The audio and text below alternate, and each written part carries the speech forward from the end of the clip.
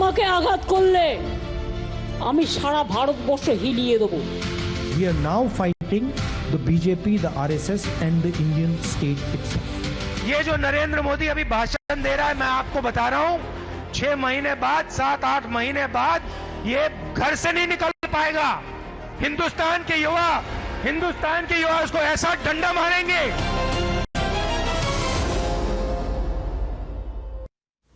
Viewers, good evening. On Sambidhan Divas, we salute the world's longest written constitution, our constitution, the Indian constitution, a sacred document that binds all of us in one thread of justice, liberty, equality. Prime Minister Modi wrote a letter to all Indians. He spoke not of rights alone, but of our fundamental duties, of our constitutional duties. He reminded every citizen to abide by the Constitution, to protect the unity and integrity of India, to promote harmony, a message of responsibility, a message of nation first. But viewers, the so-called Sambidhan saviors are brandishing only one weapon, and their weapon is fear. Fear of the Constitution being changed, fear of reservations being snatched, fear of Dalits, tribals, backward classes being crushed. Fear and more fear, viewers. Rahul Gandhi and his party see undeclared emergency in India.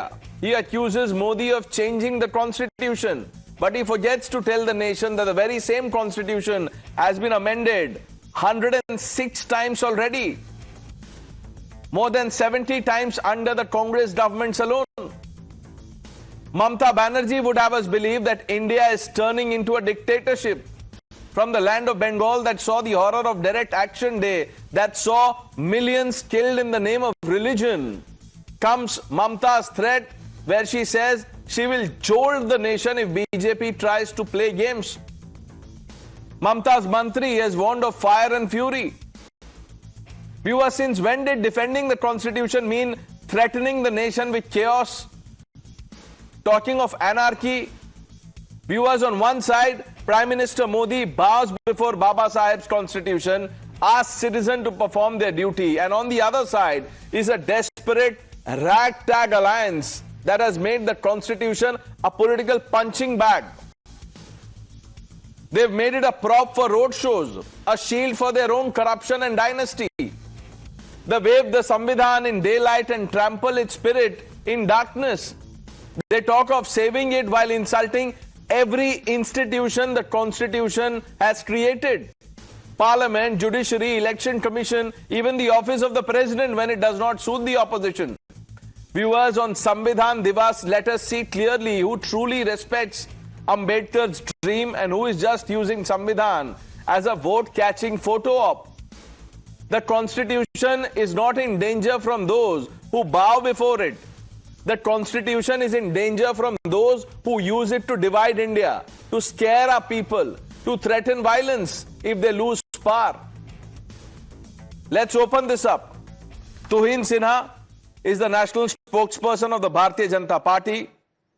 Tushar Gupta, Harshvardhan Tripathi ji, Ashwini Kumar Mishra, leader of the Congress Party, Mohammad Tariq Khan, national spokesperson of the Samajwadi Party, Professor Manojit Mondal, Haji Randrace completes this panel. Ashwini ji, ऐसा बोलना कि ये प्रधानमंत्री, इसको लोग डंडे मारेंगे और देश में आग लग जाएगी, वोट चोरी की सरकार है, क्या ये संवैधानिक मर्यादा है? Is this constitutional propriety?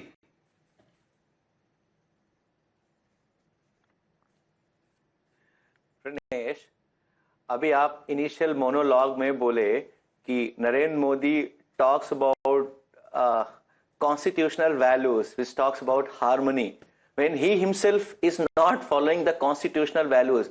Do you think Narendra Modi talks about harmony? Do you think he talks about equality? Do you think he talks about transparency? Do you think he talks about justice?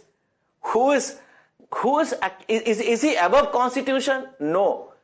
What BJP is doing right now on Constitution Day is just creating a propaganda that they are the protector of Constitution.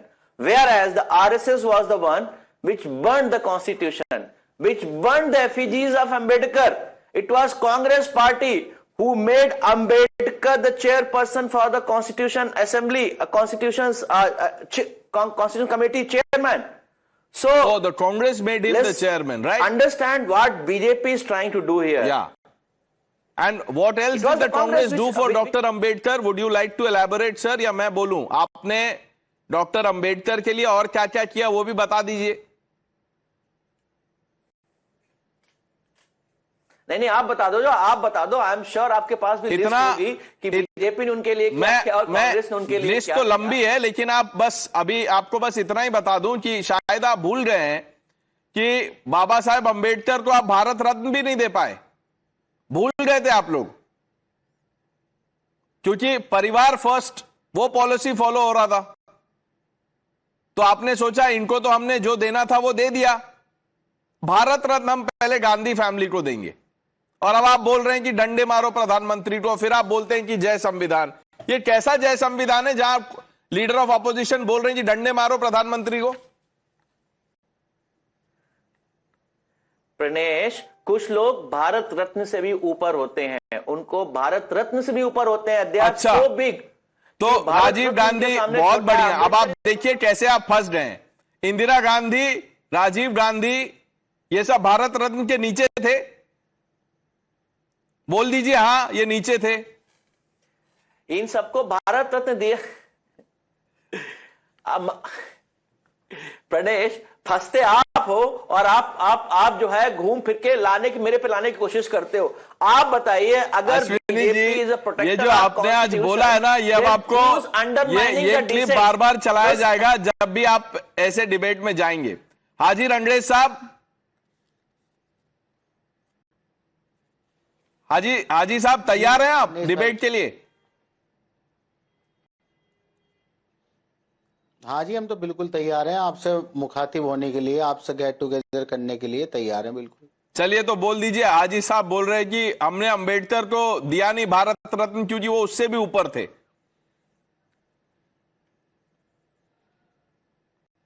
देखिए, मैं किसी की बात का समर्थन नहीं करता, मैं तो बस समर्थन करता हूं कि जितने भी पॉलिटिकल लोग हैं या जो राजनीति में हैं और जो बड़े ओहदों पर बैठे हैं, उनकी जो भाषा है वो एक मर्यादा के तहत होनी चाहिए, ना कि इस तरीके की बातें कर कर।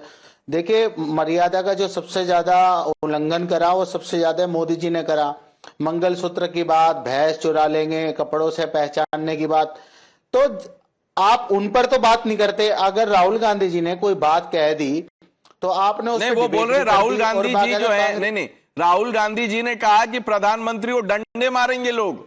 ये जय संविधान में आएगा क्या? देखिए, मैं ऐसे किसी भी बयान का जो है मैं उसका समर्थन नहीं कर रहा। तो समर्थन आप नहीं कर रहे हैं तो फिर बीजेपी को ही समर्थन कर दीजिए। आप कहीं तो पोजीशन लेंगे ना। आप पहले में भी समर्थन नहीं कर रहे हैं, इसमें भी समर्थन नहीं कर रहे हैं, फिर भी आप बोल रहे हैं राहुल गांधी जननायक है। अच्छा, राहुल गांधी जननायक है, इस बात का समर्थन करते हैं आप?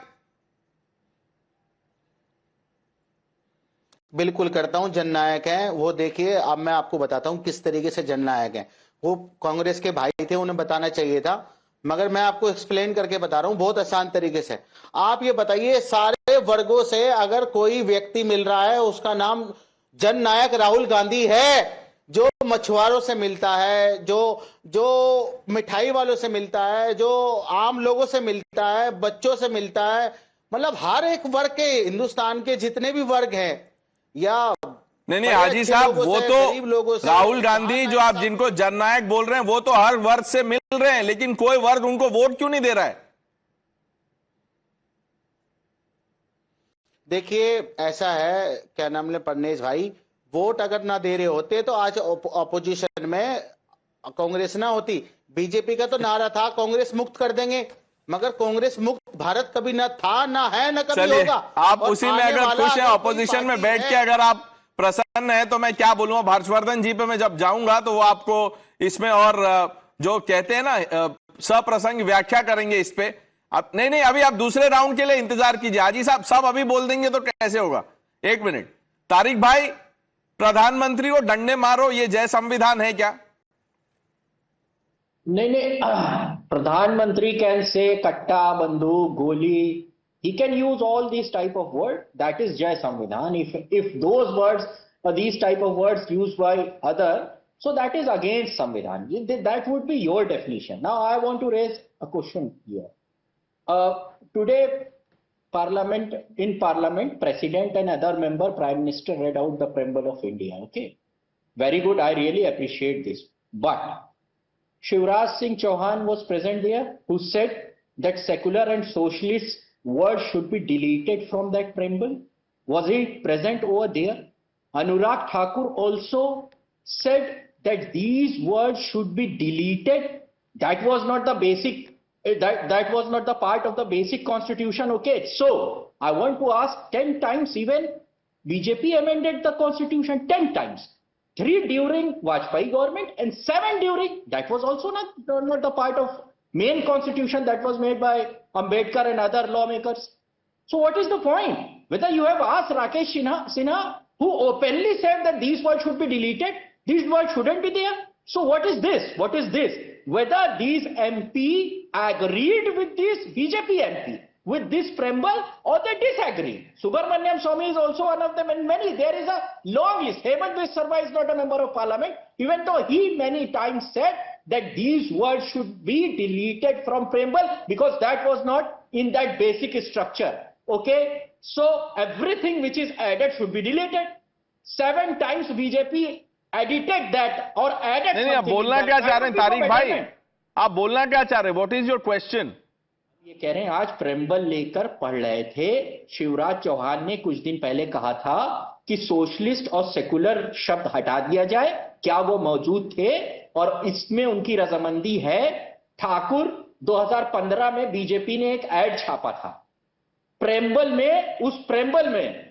उस प्रेम्बल के एड में सोशलिस्ट और सेकुलर शब्द नहीं था. तो क्या एग्री करते हैं उनको हटा देना चाहिए? आप तो एग्री नहीं, हटाना चाहिए कि नहीं ये तो सरकार क्लियर कर चुकी है. I think parliamentary affairs minister ने बोल दिया था कि हम हटाएंगे नहीं, हमें कोई दिक्कत नहीं है. लेकिन जो लोग ये कह रहे हैं कि नहीं था ओरिजिनल कॉन्स्टिट्यूशन के प्रियम्बल में, वो तो सही बात है, इट्स अ फैक्ट. तो इसमें आप क्या पॉइंट क्या बोल रहे हैं? वो तो सही बात है ना, ओरिजिनल प्रियम्बल में ये नहीं था. तुहिन Sinha. Good evening, Pranesh. What is the question? They are saying the BJP government is a threat to the constitution. You will change the preamble. You want to change the basic structure of our constitution.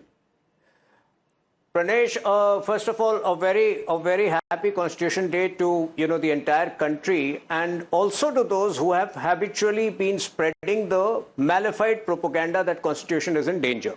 Now we know for a fact that right from Constitutional Amendment 38 to 42 were done in a very surreptitious manner, in a very illegal manner when emergency was imposed on the country. So all of these amendments should at some point of time be reviewed. We are not in a hurry. There are a lot of changes. There are a lot of course corrections we have done, and if required in future, we will do that. So I don't think the issue should be confined to the word secular and socialism. It should include all of those five amendments. Now the point is, there are 3 big things. Let us not digress from the main debate today. There are 3 big things we have done to uphold the spirit of the Constitution, which Congress ecosystem would not even realize. Abrogation of Article 370 was the biggest thing, was the best thing we could do to uphold the spirit of the Constitution. क्या इस देश में एक देश एक विधान नहीं होना चाहिए? In fact, Article 370 was always meant to be a temporary provision. They allowed it to extend for 70 years. Naxal-free Bharat is the second biggest thing we have done to uphold the spirit of the Constitution. Naxalism, Naxals wanted a separate constitution. Congress soft-pedaled on the approach and allowed it to happen. And finally, by supporting SIR, by supporting the Election Commission cleanup of the electoral rolls, we have once again showed our support to the Constitution. The only people who are opposing it, इनके जो मंत्री हैं इरफान अंसारी, झारखंड में धमकी दे रहे हैं कि BLOs को पकड़ के पीटेंगे. The same warnings are being given out by TMC. This is how they violate the spirit of the Constitution every day. Besides, of course, there is a list. No, that धमकी is to protect the Constitution. वो आपके लिए धमकी है. वो ये कह रहे हैं कि हम संविधान की सुरक्षा करने के लिए हमें ये सब कदम उठाने पड़ेंगे. Professor Mondal, is that right?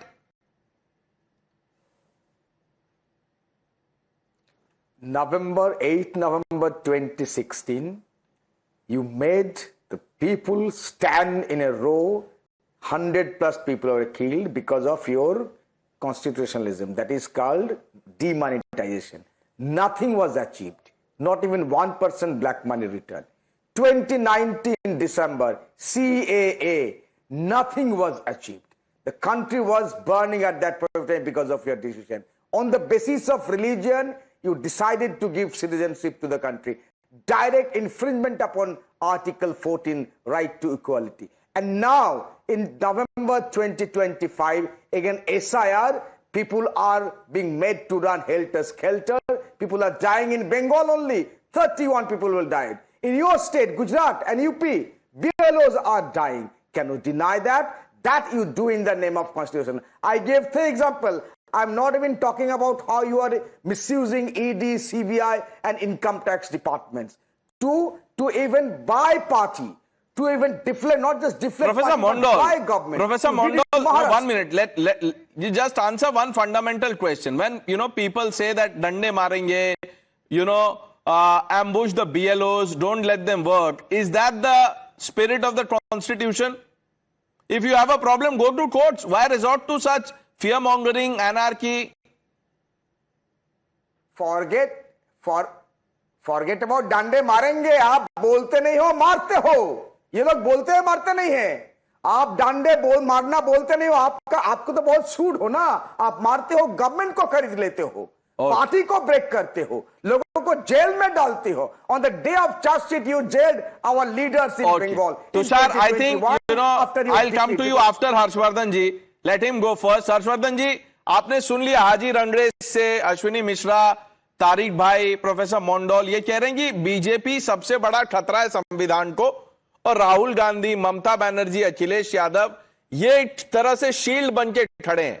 अगर इनको डंडे उठाने भी पड़े, कुछ बोलना भी पड़े, तो वो सब जायज है. प्रवक्ता ने, मेरी आवाज आ रही है? जी जी आवाज आ रही, बोलिए. हाँ, वैसे तो आज कांग्रेस के प्रवक्ता ने सब साफ कर दिया. अंबेडकर जी पर जिस तरह की टिप्पणी की है भारत रत्न को लेकर, तो उसके बाद बहुत कुछ बचा नहीं है. वो मंशा भी दिखाता है और किस तरह से वो देखते हैं वो भी दिखाता है. लेकिन पता नहीं, शायद कांग्रेस के लोग और दूसरे लोग डिबेट में एक बात भूल जाते हैं कि हम लोग भारत के संविधान की बात कर रहे हैं. ये कोई नेहरू जी के परिवार का संविधान नहीं है. नेहरू जी के परिवार में ठीक है कि वो तय करें सोनिया जी की, प्रियंका जी को देना है उत्तराधिकार या नहीं देना है, राहुल जी को देना है या नहीं देना है, उसके क्लॉज उनके टेबल पर तय होंगे. लेकिन संविधान एक जीवंत दस्तावेज है. हम लोग जड़ नहीं है कि एक बार जो लिख दिया वो हमेशा के लिए हो गया. लेकिन यहां भी समझ थोड़ा बहुत जरूरी है. संविधान का संशोधन और प्रियम्बल यानी प्रस्तावना को बदल देना, ये दोनों का अंतर है. इसको समझिए जरा. पता नहीं कैसी इतनी सामान्य समझ ना हो तो उसके बाद क्या ही कहा जाए. प्रियम्बल बदलना ये अपराध है. ये कॉन्स्टिट्यूशनल क्राइम किया इंदिरा गांधी ने 42nd अमेंडमेंट के जरिए. एक लाइन का सवाल, क्या अगर मैं समाजवादी नहीं हूं तो मैं इस देश में 2म दर्जे का नागरिक हूं? क्या ऐसा है क्या? ये डिबेट हुई, कॉन्स्टिट्यूएंट असेंबली में ये डिबेट हुई और उसके बाद सेकुलर और सोशल नहीं शामिल किया गया, क्योंकि हम उस तरह के लोग हैं. हिंदू तो वैसे भी कहता है ना, साकार, निराकार, शैव, वैष्णव, द्वैत, अद्वैत, शाक्त, कुछ भी हो सकते हैं. और आप कह रहे हैं कि प्रस्तावना में सेकुलर और सोशल रहना चाहिए. मैं तो कहता हूं कतई नहीं रहना चाहिए. लेकिन फिर मैं कह रहा हूं कि ये संविधान ही हमें इजाजत देता है कि मैं कहूं कतई नहीं रहना चाहिए और आप कहें कि रहना चाहिए, या दूसरा कोई कुछ और बताए. लेकिन नेहरू गांधी परिवार ये चाहता है कि सब कुछ उनके लिहाज से तय हो.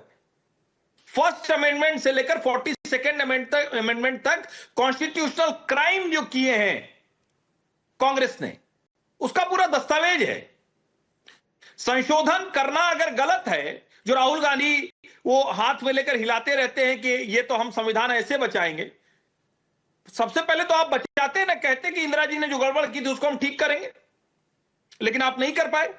और मैं फिर कह रहा हूं, हमारी संविधान सभा ने ढेर सारे प्रश्न छोड़े थे, उसमें 370 का भी प्रश्न शामिल था. नहीं दे पाई कांग्रेस जवाब. उसका कहा था घिसते घिसते घिस जाएगा. घिसते घिसते घिसा नहीं, उसको नरेंद्र मोदी अमित शाह ने निकाल बाहर किया। 3 तलाक जैसी अमानवीय चीज थी, क्या हुआ? नहीं किया। शाहबानो सबको याद है, अभी बड़ी अच्छी वो फिल्म आई है ना, हक, बहुत शानदार फिल्म है, उसको सबको देखना चाहिए। हालांकि उसमें बहुत हिस्सा छोड़ दिया है और बताना चाहिए था, वो उसको देखना चाहिए लोगों को। जब राजीव गांधी कहते हैं कि बड़ा पेड़ गिरता है तो धरती हिलती है, संविधान के दायरे में था क्या? जो सिखों का नरसंहार हुआ वो संविधान के दायरे में था, और सब कुछ गांधी नेहरू परिवार। और जरा आप सोचिए, इंदिरा गांधी इतनी बड़ी रिफॉर्मिस्ट थी, सारे प्राइवेट बैंक कर दिया, उसको सरकारी बना दिया। ये कमाल किया था उन्होंने, कितना बढ़िया सरकारी बैंक उन्होंने खोले ना। सारे कोई अपनी मेहनत से कुछ करे, खड़ा करे, उसको आप सीधे सरकारी बना दीजिए। कल्पना कीजिए आप। और मैं फिर कहता हूं, कांग्रेस के ही नेता थे नरसिम्हा राव, उनकी बात ये लोग इसीलिए नहीं करते कि देश को समाजवादी नेहरूवादी नीतियों से खींचकर बाहर लाए। और मैं फिर ये बात कहते हुए कह रहा हूं, हर प्रधानमंत्री ने पहला अधिकार नेहरू जी को मिला, उन्होंने बहुत कुछ किया, लेकिन परिवारवाद आया, उसके साथ जो आया। हर प्रधानमंत्री का अपना दौर रहा, लेकिन यह कहना कि अगर कांग्रेस सत्ता में है तब तो सब ठीक है, भैया नेहरू गांधी परिवार का संविधान नहीं, भारत का संविधान है। और जिस आदमी के बारे में आप ये कह रहे हैं, वो अंबेडकर जी हो या संविधान, उनका किस तरह से सम्मान करता है। जब 2014 में पहली बार चुनकर वो आए तो संसद की सीढ़ियों पर सबने देखा, संविधान दिवस सबने देखा, और जब वो मुख्यमंत्री थे तब भी संविधान। बट अभी प्रोफेसर मंडल कह रहे थे कि ये बीजेपी सरकार जो है या प्रधानमंत्री मोदी, वो अंबेडकर का संविधान और अंबेडकर जी को फोटो अपॉर्चुनिटी की तरह यूज करते हैं, एक प्रॉप की तरह यूज करते हैं। तुषार, चलिए एक एक करके बात करते हैं। शनि जी और कांग्रेस हमेशा अंबेडकर की बात करते हैं, अंबेडकर साहब की बात करते हैं। जरा इनसे कोई पूछे, कांग्रेस 1952 के लोकसभा इलेक्शंस में, आजाद भारत के पहले इलेक्शन में अंबेडकर जी 2 सीटों से लड़े थे, कांग्रेस अपने कैंडिडेट वहां खड़े करे थे, और कांग्रेस ने जानबूझकर अंबेडकर जी की कम्युनिटी से कैंडिडेट खड़े करिए थे उनके वोट काटने के लिए। कांग्रेस खुद अंबेडकर जी से पहले चुनाव में लड़ रही थी और अंबेडकर जी दोनों सीटें हार गए। बाद में 1955-56 में जब बीबीसी के साथ उनका एक इंटरव्यू, उन्होंने क्या कहा था? कांग्रेस का भरोसा मत करिए when it comes to the backward communities. ये अंबेडकर जी के शब्द है। ये कह देते हमने चेयरमैन बनाया ड्राफ्टिंग कमेटी का, उसके बाद का इतिहास नहीं बताते। तारिक साहब यहां कहते हैं बीजेपी ने 10 बार कॉन्स्टिट्यूशन अमेंड किया। अरे आपके अलायंस पार्टनर कांग्रेस ने 80 बार किया। नेहरू जी ने आजादी के 4 साल बाद कॉन्स्टिट्यूशन अमेंड करना शुरू कर दिया था। क्या बात कर रहे हैं आप? मनोजीत मंडल कह रहे हैं कि डीमोनेटाइजेशन बुरी चीज है, सिटीजनशिप अमेंडमेंट एक्ट बुरी चीज है। इनको याद है कि वहां कुछ लोगों की मृत्यु हुई थी। जरा 2021 की पोस्ट पोल वायलेंस की भी बात करें बंगाल में, जो वहां पर नेशनल ह्यूमन राइट्स कमीशन की रिपोर्ट आई थी कि it's not the rule of law, it's the law of the ruler, उसकी भी बात करें। बताइए क्या हुआ, क्या बदला बंगाल में? आज कहते हैं एसआईआर बुरी चीज है, अनकॉन्स्टिट्यूशनल है। ये एक नैरेटिव चल रहा है प्रनेश, एसआईआर अनकॉन्स्टिट्यूशनल है। तो आज कॉन्स्टिट्यूशन डे है, यहाँ पर 3 पैनलिस्ट बैठे 3 अलग पार्टीज के। जरा हमें बताइए कॉन्स्टिट्यूशन का वो कौन सा आर्टिकल है, कौन सा सेक्शन है जो कहता है कि इलेक्शन कमीशन एसआईआर कंडक्ट नहीं कर सकता? ऐसा कौन सा लॉ है जो पार्लियामेंट में पास किया गया है जो कहता है कि election commission of India SIR नहीं कर सकता? प्रदेश, प्रॉब्लम पता क्या है? ये लोग कॉन्स्टिट्यूशन वेव करते हैं, पर यही पार्टी है जिसने कॉन्स्टिट्यूशन की बार बार धज्जियां उड़ाई है, इमरजेंसी इन्होंने लगाई है। इनके लीडर आज कहते हैं our fight is against the state. आज सुबह जब वो कॉन्स्टिट्यूशन डे के सेलिब्रेशन से बैठे थे, मैं तो ट्वीट कर दिया कि जो व्यक्ति, जो लीडर ऑफ ऑपोजिशन होने के बावजूद कहता है कि मैं इंस्टीट्यूशंस में नहीं मानता, मैं ईसीआई में नहीं मानता, मेरी लड़ाई तो स्टेट से है, वो क्यों बैठा है वहां? But you know, Tushar, how magnanimous of the leader of opposition that even if he says that I don't believe in all this, he was still there, physically present. So Ashwini Mishra will tell you when Rahul Gandhi is absent, you have a problem. When he's present, you have a problem. And you know, you were talking about what Congress has done for the constitution. The greatest thing they remember about the constitutional provisions is the fact that there's a provision to impose emergency. Ask Ashwini Mishra and he will justify. Ashwini ji, जो emergency लगाया था, आपातकाल, वो तो constitutional step था ना? प्रणेश जी, पहले तो मैं थोड़ा सा हर्षवर्धन जी को समझा दूं कि एक जुडिशरी होती है हमारे यहाँ पर, सुप्रीम कोर्ट होता है, उन्होंने एक बेसिक स्ट्रक्चर थ्योरी दी हुई है कॉन्स्टिट्यूशन अमेंडमेंट के रिलेटेड। उसके हिसाब से आप कॉन्स्टिट्यूशन में कुछ भी चेंज कर सकते हैं। एक आर्टिकल है 368, उसके द्वारा भी आप कुछ भी चेंज कर सकते हैं, पर आप कॉन्स्टिट्यूशन का जो मूलभूत बेसिक स्ट्रक्चर है वो परिवर्तन नहीं कर सकते। सोशलिस्ट और जो दो वर्ड हैं सेकुलर, ये कॉन्स्टिट्यूशन के मूलभूत में थे। Article 25 itself says it's a secular nation. तो प्रियम्बल में क्यों नहीं डाला Ashwini ji? No no, now you are questioning. No so 1 minute, by your logic, constitution के no 1 minute, by your logic देखिए आप कहां से कहां आ गए। पहले आपने बोला बाबा साहेब अंबेडकर भारत रत्न के ऊपर है। अब नो 1 मिनट अश्विनी जी, देखिए ऐसे don't be so intolerant sir. 1 minute, now you are questioning the wisdom of the constituent assembly, people who help draft the constitution. आपको लगा कि नहीं वो नहीं था, प्रियम्बल में हमको डाल देना चाहिए। And by the way sir 1 minute, the first prime minister, the unelected prime minister Jawaharlal Nehru, he change the character of the constitution. You remember the first amendment? वो तो प्रोविजनल गवर्नमेंट थी, तब तक तो चुनाव भी नहीं हुआ था। Out of his insecurity Nehru changed it. That is history, go read it. Pranesh, let me answer that. Why did we add the secular word in preamble? Why it was not needed in 1950 and why it was added in 42nd Amendment? Because the kind of divide RSS created in the country, इतना देश को विभाजित करने का काम किया on the religious line that people has to remind it that we are a secular nation and it has to put up in preamble. आप देखो प्रियम्बल में डेमोक्रेटिक वर्ड भी है। डेमोक्रेसी की क्या हालत हो रखी है, लोगों को वोट का अधिकार छीना जा रहा है। अश्विनी जी, अश्विनी जी 1 मिनट, देखिए बहुत सारे लोग जवाब देना चाहते हैं। हर्षवर्धन जी, तुषार, तुहिन सिन्हा भी हाथ उठा रहे। 1 मिनट, ये जो आपका लॉजिक है इसका एक जवाब है। आप बोल रहे हैं जो सेक्युलर ऐड कर दिया लोगों को याद दिलाने के लिए कि we are a secular country, emergency लगा दिया ये याद दिलाने के लिए कि इमरजेंसी का भी प्रोविजन है कॉन्स्टिट्यूशन में, इसीलिए बोलिए इमरजेंसी क्यों लगा दिया, क्या याद दिलाना चाहते थे? Emergency was we had lot of debates on why we did emergency, what was the outcome. It was not as per the expectation. We regretted about it. We have debated on that. If you want to continue on emergency debate, I am very well fine. But मैं याद दिलाना चाहता हूं नहीं fine नहीं, 1 minute, it is not just the emergency. Harshvardhan ji, Tushar, Tuhin Sinha, how many state governments did Congress prime ministers? Let's just say how many state governments Indira Gandhi dismissed? Tushar? 90. But as per their whims and fancies, Pranesh, scores and scores of state governments have been dismissed by the Congress just for their whims and fancies. Forget the constitution, they were not even adhering to the basic rules of governance. And today they are saying, अरे democracy का क्या बुरा हाल है? क्यों बुरा हाल है? आपके ही leader पूरे बिहार में वोट अधिकार यात्रा निकाल के निकले थे। बिहार ने अपना मैंडेट दे दिया, आपको पीछे कर दिया। आप टीवी पे बैठ के हंस रहे हैं।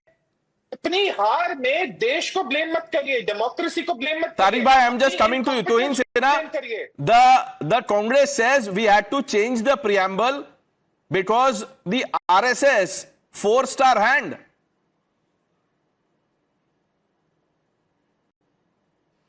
देखिए, first of all Congress never believe that we are intrinsically secular. We don't need that certification. The Hindu community, till the time India has a Hindu majority, India will always be a very tolerant and a very assimilative, very accepting nation towards other communities. The word secularism was posted with a malafide intent. The only objective was to browbeat other political parties, which the Congress started around the same time. It was around the mid-1970s when they started repackaging Tipu Sultan into an icon of communal harmony, because they knew that they could not do anything else for the Muslim community except create these fake icons. But there is one more important point that I wish to make. Pranesh, ये तो एक बार राहुल गांधी के मुंह से निकल गया कि we are fighting the Indian state, but उनके व्यवहार को आप देखिए, वो रोज इंडियन स्टेट को फाइट करते हैं. देखिए, there are certain unspecified duties, there are certain unspecified obligations of a leader of opposition. Shouldn't the leader of opposition, without fail attend the Independence Day celebration? He has bunked it twice. Shouldn't the leader of opposition be present at the swearing in of the No, Ashwini Mishra said Ambedkar was above and beyond Bharat Ratna. Rahul Gandhi is beyond all of this. Why do you expect Rahul Gandhi to be at these events? Tariq Bhai. Listen, no one can support or should support a statement like this कि जब बड़ा पेड़ गिरता है तो ऐसा होता है. But that is non-constitutional if it has been said by Rajiv Gandhi. If कहाँ है sir? It is on tape. If कहाँ है इसमें तारिक भाई? Complete करने दो. Yeah, I agree. That is a non-constitutional statement. Now, if somebody like Bala Saheb Devras, Nanaji Deshmukh, great leader of RSS, supported that act or supported that statement of Rajiv Gandhi, that is constitutional. Harshvardhan जी नहीं किया, किसी ने support किया नहीं किया. तारिक गलत बोल रहे हैं. मैं कई बार कह चुका हूं कि ये एक जिसको कहते हैं ना कि कंफ्यूजन क्रिएट किया जाता है. ढेर सारे ऐसे स्टेटमेंट जानबूझ के ऐसे बताए जाते हैं. इसका कोई प्रमाण नहीं. कैसे कोई कह सकता है? और जब कांग्रेस के लोग इस मामले में बाकायदा उनको कन्विक्टेड हुए हैं और ये कुछ नहीं मिला तो संघ के ऊपर डाल दो. ये कांग्रेस पार्टी और उनके आसपास के लोग लंबे समय से करते रहे. कुछ नहीं सूझता तो संघ के ऊपर डाल दो. नहीं, वो कह रहे हैं, वो कोट कर रहे हैं कहीं से. तारिक भाई क्या है, व्हाट इज द सोर्स? क्या मोमेंट ऑफ सोल जो उन्होंने खुद लिखा, आर्टिकल लिखा मोमेंट ऑफ सोल, उसमें क्या लिखा मैं एज इट इज पढ़ देता हूं. एज इट इज, ठीक है. सिखों की हत्या किसी सामूहिक या असामाजिक तत्वों का काम नहीं था, बल्कि जनता के प्राकृतिक क्रोध की भावना थी. यह क्रोध की भावना थी जनता की. तो आप एक तरीके से जो जनता का क्रोध था उसको जस्टिफाई कर रहे थे. और इस वक्त के इंडियन एक्सप्रेस ने बाला साहब देवरस, जो कि उस वक्त के आरएसएस के सर संचालक थे, उसको छापा भी था. जब उन्होंने कहा था कि हां, जो राजीव गांधी ने कहा है एकदम सही है, लोगों की प्रतिक्रिया एकदम जो सिख समाज है उसके खिलाफ है और सही है, और ये पूरी सिख समाज की गलती है, ये कहा था उस समय के आरएसएस के प्रमुख. नहीं कहा गया है. कांग्रेस के लोग सिख नरसंहार में शामिल थे, दोषी साबित हुए. एक लाइन की बात है.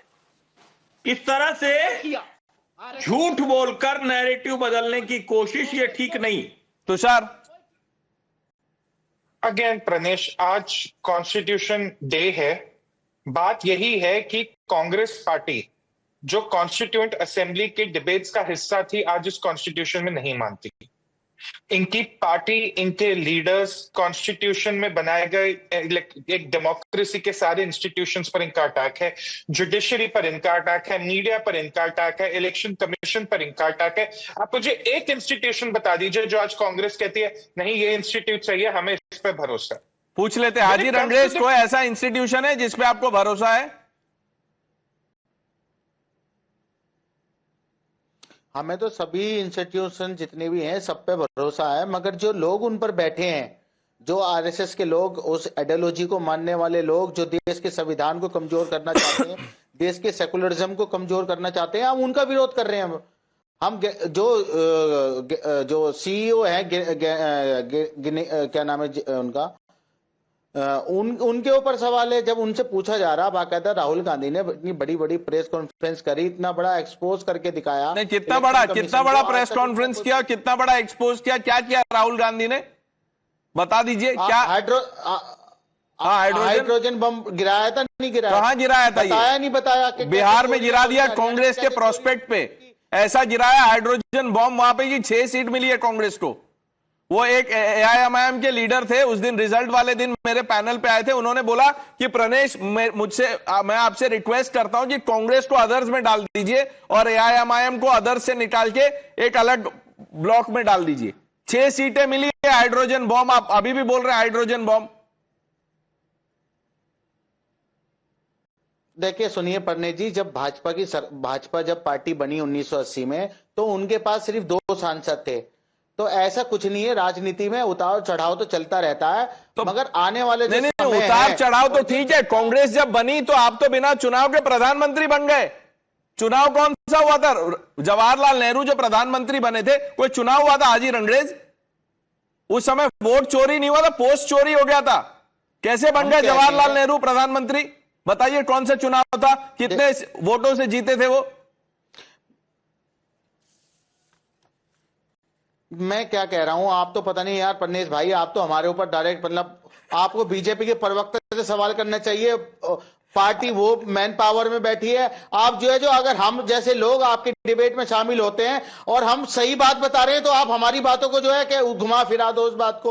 हम कह रहे हैं कि जब देश के संविधान को कमजोर किया जा रहा है, जब बार बार वोट चोरी हो रही है, लगातार ये सवाल किया जा रहा है। हर्षवर्धन जी, अभी जब तक हाइड्रोजन बॉम्ब था इनके हाथ में सब ठीक था, अब जब सवाल पूछ दो इनको तो फिर ये बोलते। बोलिए, अब आप क्या बोलूं मैं? वो हाजी रंगरेज जी के लिए बहुत कठिन हो गया, लेकिन मैं एक छोटा सा सामान्य सवाल पूछना चाह रहा हूं। क्या कुछ चेंज हुआ क्या? मैं अभी कुछ ही दिनों पहले तक तो ऊपर AIMIM देखता था रंगरेज जी के, ये अश्विनी जी के लिए खतरा बनने जा रहे हैं क्या? कांग्रेस की तरफ ही तो जाते दिख रहे हैं। ये अब ट्रूली सेक्युलर हो गए। अभी तक ये सो कॉल्ड सेक्युलर थे, अब ये ट्रूली सेक्युलर हो गए। हाजी साहब आप कांग्रेस में हैं। जी मैं आपको बता दूं, मैं दिल्ली कांग्रेस का प्रवक्ता के तौर पे हूं और मैं जो डिबेट्स में शामिल हुआ हूं वो मैं पॉलिटिकल एनालिस्ट के तौर पे। नहीं वो तो ठीक है, आपको पार्टी क्या ज्यादा से ज्यादा क्या बोलेगी कि आप क्यों चले गए हमसे बिना पूछे? ये सब होते रहता है। कांग्रेस ने हमको बॉयकॉट कर दिया, इतने दिन से बॉयकॉट करके रखा, उससे उसका आपको घबराना नहीं है हाजी साहब। Professor Mondal, yes.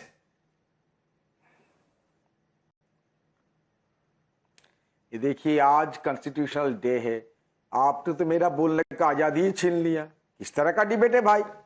कितना कम बोलने दिया, और जब भी बोलते हो तो 2 सेंटेंस के बाद आप आ जाते हो, नहीं तो आपके दोस्त आ जाते हैं। अरे आज तो कम से कम बोलने दीजिए ना। वो मेरे मित्र जो है रिपोर्ट क्या है हर्षवर्धन जी, वो कह रहे थे कि हम लगातार इसको नहीं मानते हैं, सेकुलर सोशलिस्ट नहीं मानते। भाई साहब, ये लगातार ऐसा ही रहा है। India has always remained a secular country, and I said, the friend from Congress is absolutely right. In 1977, it had to be done because in that way the RSS was threatening to divide the nation once again, like the way you are doing it now. So, Professor Mondal, what was the trigger for emergency? Would you like to elaborate on that quickly? We'll move on. We do not support that. Why? We certainly do not support that. We have never approved of that. Okay, but many in the Congress, many in the Congress justify emergency. But we'll leave it at this. We have another debate to do. I thank some of you for joining us.